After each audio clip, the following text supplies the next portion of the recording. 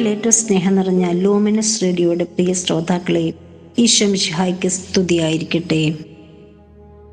നോയമ്പ് കാലഘട്ടത്തിലൂടെ നാം കടന്നു പോവുകയാണല്ലോ.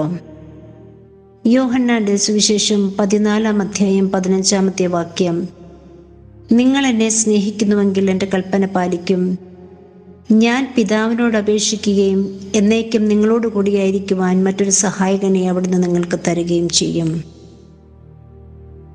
നമ്മുടെ അനുദിന ജീവിതത്തിൽ നാം പറയുന്ന ഒരു വാക്കാണ്, എനിക്കാരുമില്ല, എന്നെ സ്നേഹിക്കാൻ ആരുമില്ല, എന്നെ കേൾക്കാൻ ആരുമില്ല, ഞാൻ എന്നും ഒറ്റയ്ക്കാണ്. ഈ ഒരു ചിന്തയുടെ പ്രസക്തി എത്രയുണ്ടെന്ന് നമ്മൾ ആലോചിക്കണം. ഞാൻ ദൈവത്തിൻ്റെ പൈതലല്ലേ? ദൈവം നമ്മെ ഓരോരുത്തരെയും സൃഷ്ടിക്കുമ്പോൾ നമ്മൾ കുദാശകളിലൂടെ ദൈവത്തിൻ്റെ പൈതലായി തീരുമ്പോൾ നാം പിന്നെ ഒറ്റയ്ക്കാണോ? അല്ല, ഞാൻ പരിശുദ്ധാത്മാവ് കൂടെയുള്ളൊരു ദൈവത്തിൻ്റെ കുഞ്ഞാണ്. പക്ഷെ അങ്ങനെ ഒരു കൂട്ട് എനിക്ക് അനുഭവപ്പെടുന്നില്ല. കാരണം ഞാൻ ദൈവത്തെ സ്നേഹിക്കുന്നു, ദൈവപ്രമാണങ്ങൾ അനുസരിക്കുവാനുള്ള തീഷ്ണത എനിക്കില്ല.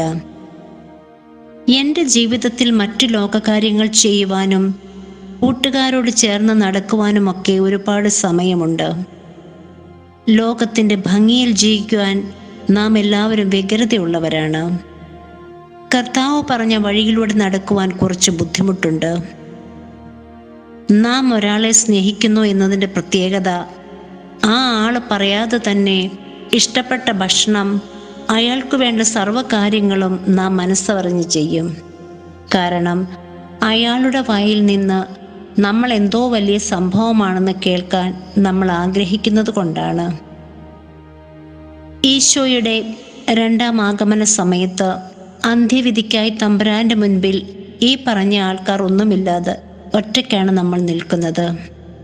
ആ സമയത്ത് ദൈവം നമ്മെ നോക്കി പറയണം, എൻ്റെ കുഞ്ഞെ, നീ ഈ ഭൂമിക്കൊരനുഗ്രഹമാണ്, നീ എൻ്റെ സ്വന്തമാണ്, നിന്നെ നോക്കി എനിക്ക് അഭിമാനമാണ്.